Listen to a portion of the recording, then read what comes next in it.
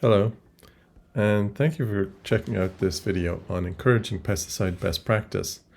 This was a presentation that I gave at the National Pesticides and Drinking Water Action Group in Backweston AgriLabs building on the 27th of November 2025.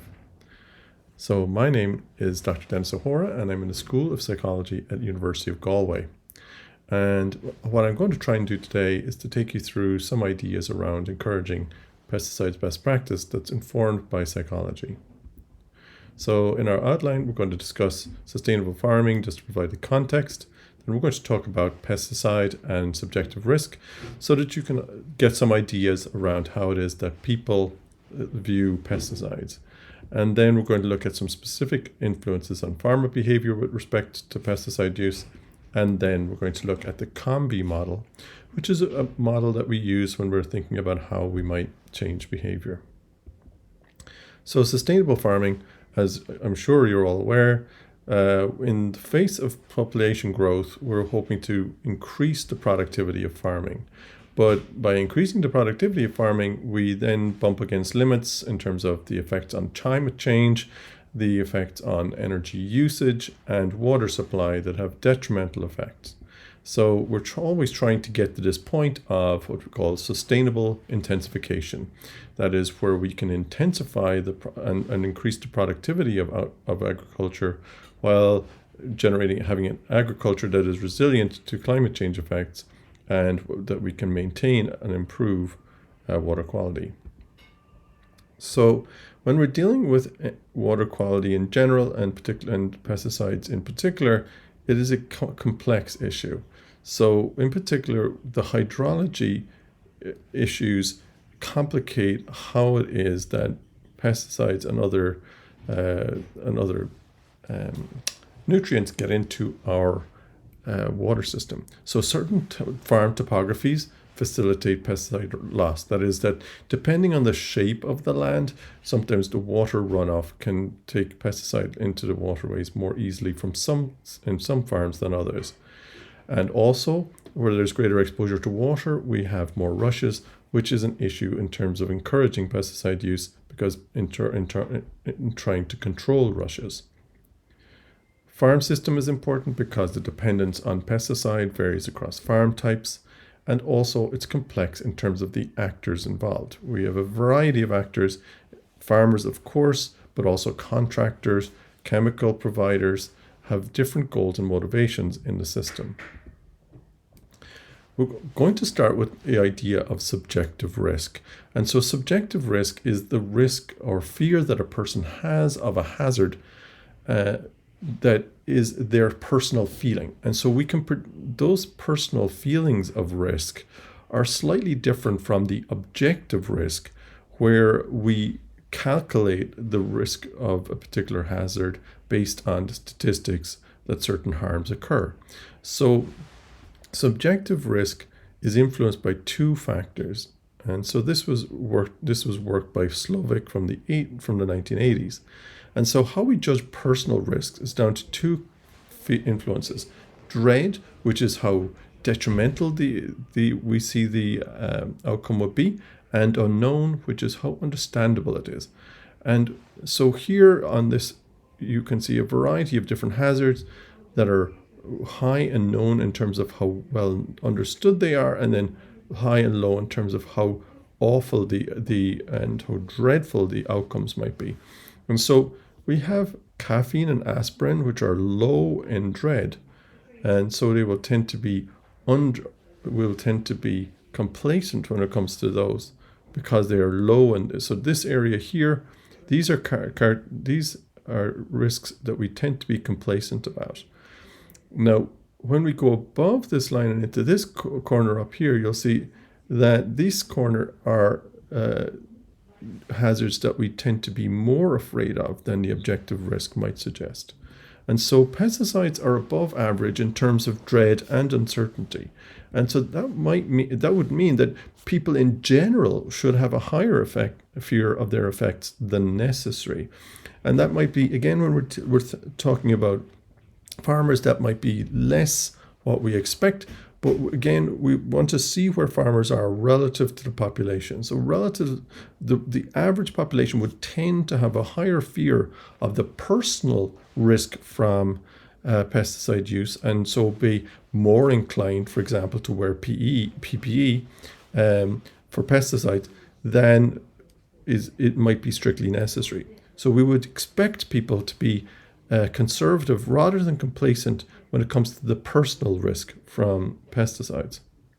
However, those personal risks are affected by a number of characteristics. So the acceptability of a risk is strongly influenced by whether the activities are voluntary or involuntary. So consumers and others accept risks from voluntary activities like skiing that are roughly 1,000 times greater than involuntary hazards, like food preservatives that are put into your food without you having control of them. And so when you feel like you're out of control, you feel more at risk than when you're in control. And so people will tend to be more risky when they feel in control. And so we can think of this also if we compare the fear of mobile phone radiation to the radiation from mobile phone masts. And so subjectively, we are more afraid of the mobile phone radiation from masts than from the phone in our pocket. Again, we're in control of the phone in our pocket. We're not in control of the mast. Perceived benefits also affect the acceptance of risk. So if we see perceived benefits, the gains we expect to make or the losses we avoid, then that will change our risk tolerance. We will be more willing to risk if we see a benefit. And we are particularly prone when these risks, or these activities are highly protective or beneficial. In fact, avoiding loss is often stronger than seeking gains. So this can lead to risky behavior. For example, if someone is trying to gamble to win back losses. So if someone who gambles loses money, then sometimes they feel that in order to get rid of the certain loss, they will then engage in risky behavior to try and gain more. To engage in risky behavior to try and gain more to replace that loss, and so to try and correct that loss. And so that kind of risky behavior is seen in situations where people are motivated to avoid a loss. And this is relevant to pesticide use when we can see that the risk of loss is an important predictor of pesticide usage. So looking at the literature that's out there on farmers' views of pesticide reduction, I found a paper by Bjornevold et al. In 2022 looking at farmers' views in France. And so you will notice here that the themes that came out in this study really landed on uncertainty. And it's tricky, it's very tough to ask someone to change their behavior if they feel uncertainty about the either how to change behavior or the effects of changing behavior. You can see that there are various sources of uncertainty, from technology, the specifics of the chemistry and the application of the pesticides, the social uncertainty, how is pesticide usage seen, and then economic uncertainty, which I'll come back to in a second, and government or policy uncertainty. Can I rely on the current rules about pesticides being the same? Am I going to receive the same subsidies and so on? Going back to this economic uncertainty, you will notice that this comes up again. Farmers are highly sensitive to any impact on income that might occur due to technological change, and higher prices that might be there for farmers' products because maybe the approach, they are worried that the non-pesticide or reduced pesticide approach will lead to higher market practice.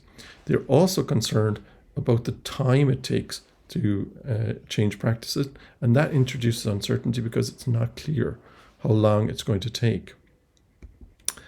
The perceived risk of economic loss was identified in a study on Greek farmers by Damalas in 2021.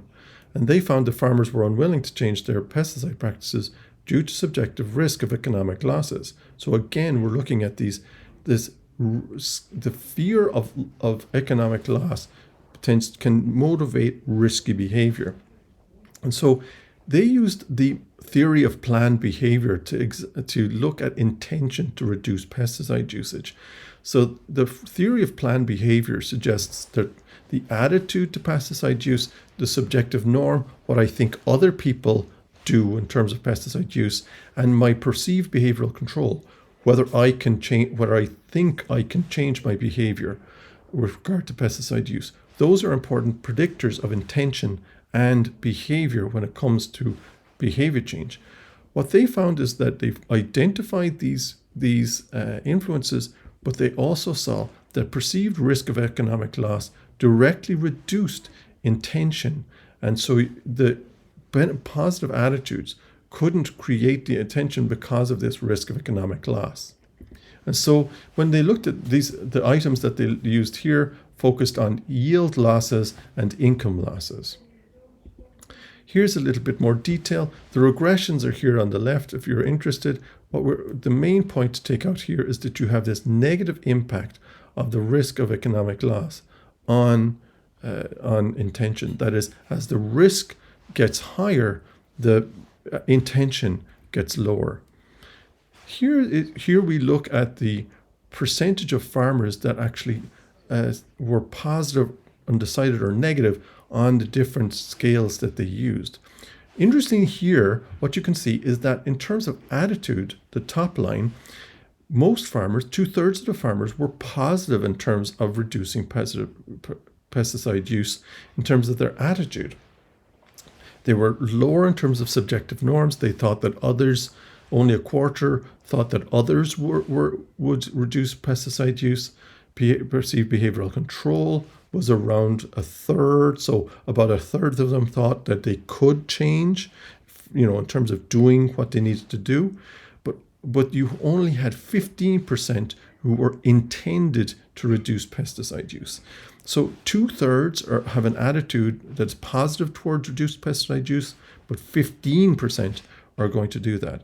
And so where is that coming from? If we look at the risk of economic loss, we can see that almost 60% of them thought that there would be a risk of economic loss if they tried to reduce pesticide use. And this concern undermined the positive attitudes towards pesticide use.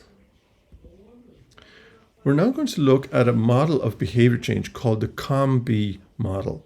This is the capability, opportunity, motivation behavior model. And so the idea in the COM-B model is that these 3 factors influence behavior. And I'm going to go through these factors one at a time. So capability refers to whether I feel I'm physically able to change my behavior, and psychological capability refers to whether I know how to change my behavior and I know how it's going to work out. I know how, by changing my behavior, it will change what I care about and will do what I expect it to do. Opportunity is the hard resources to change. So, for example, the time and money that's required to engage in a change in behavior. And this is very important for everyone, but particularly important for farmers who often do have limited resources, especially on the time side. Then social opportunity is slightly different, but very important too when it comes to behavior change. And that is it the done thing? Do I think that most farmers do something? If I think that most farmers do something, and my identity is that I'm a farmer, there's going to be an opportunity for me to change my behavior if it is what most farmers do. At the same time, or conversely, I think that most farmers don't do something, as we saw in the previous research from Damalas, only a third thought that it was that most farmers would reduce pesticides. Well, then it's hard for me to maintain my identity as a farmer if I'm going to act against what I think most farmers are going to do. On motivation, we have 2 parts of motivation. One is that what I'm currently doing is working out for me in some way, and I have a habit that's supporting it.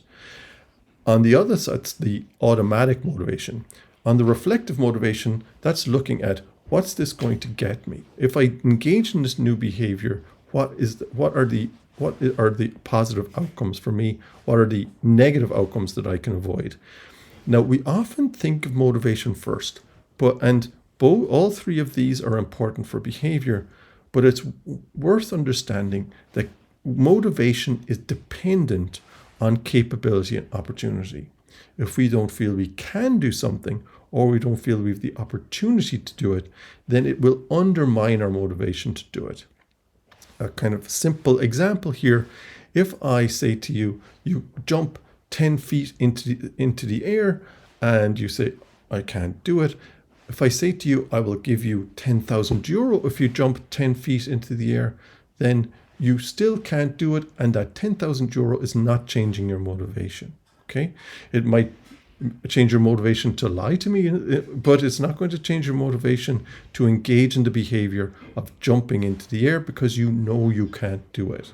Okay, so in fact, if we ask someone to change their behavior and try and motivate their behavior when they believe they can't do it, then they will interpret us as either not understanding their situation or not caring about their situation. And both of those are problematic in terms of us trying to change behavior into the future. So let's have a look at capability in a little bit more detail. Well, capability, we're usually talking about skills. And remember that the majority of farmers are in their 50s and 60s and older.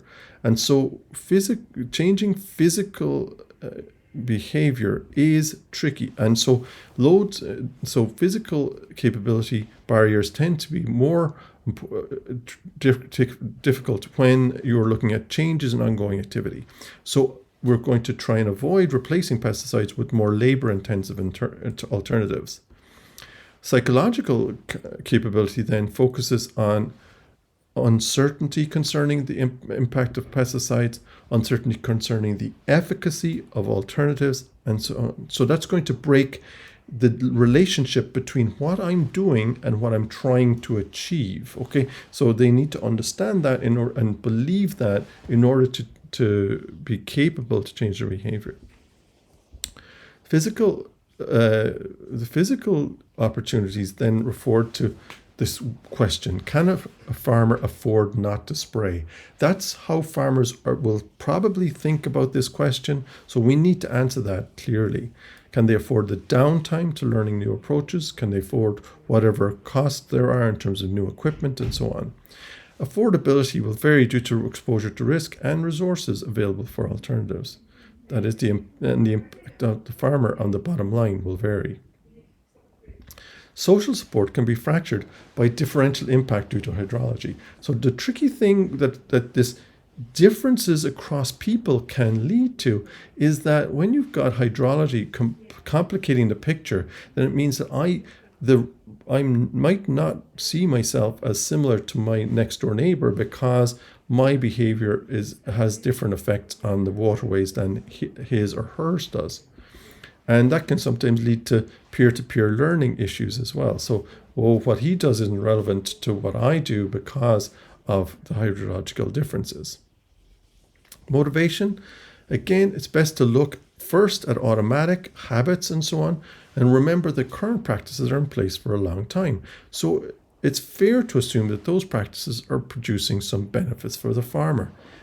As much as possible, we should try and align behavior change with current behavior, trying to adjust slowly towards the new behavior in order to reduce the barriers from automatic motivation. Reflective motivation then looks at the potential incentives or losses that can be avoided with a new behavior. And so, but however, incentives of new behaviors are uncertain compared to the incentives I currently receive for what I'm doing myself. And we always, again, we looked at uncertainty being an issue. Uncertainty here in the motivation is going to undermine that reflective motivation. Costs are uncertain. And when it comes to water quality issues, sometimes the benefits of new behavior might not be felt by me directly, but rather by people downstream. and the benefits of new behavior may be delayed even if it does work out for me. The innovation system refers to the transfer of information to farmers through the system. And as you know, agriculture is subject to regulation and a variety of regulators. And so these public and private institutions all are all sending information to farmers. And this remarkable variety of top-down influences creates considerable uncertainty for farmers. And that inhibits and undermines farmer planning. If farmers don't know what's going to happen, or if there are mixed messages coming from the different sources of information that they're learning from, then that's going to undermines their planning and can create informational overload. One way that we might consider working around this is to use advisors. They play a crucial role in buffering farmers from informational overload. They can help develop farmer-centric messages, prioritize the messages to certain farmers, and tailor messages to the particular farmers that they need to work with. And this model was developed by O'Donoghue et al. In 2019.